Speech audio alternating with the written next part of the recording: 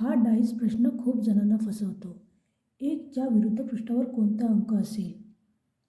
Video pause करा आणि कमेंटमध्ये उत्तर लिहा. आपल्याला प्रश्नामध्ये 3 ठोकळे दिलेले आहेत. ठोकळा 1 आणि 2 मध्ये 1 आणि 3 हे 2 समान घटक आहेत.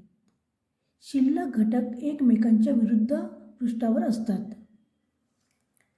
तर 2च्या विरुद्ध पृष्ठावर 5 असेल. ठोकळा 1 आणि 3 मध्ये 2 आणि 3 हे 2 समान घटक आहेत. शिल्लक घटक एकमेकांच्या विरुद्ध पृष्ठावर असतात. तर 1च्या विरुद्ध पृष्ठावर 4 असेल. आपल्याला विचारण्यात आलेलं आहे 1च्या विरुद्ध पृष्ठावर कोणता अंक असेल?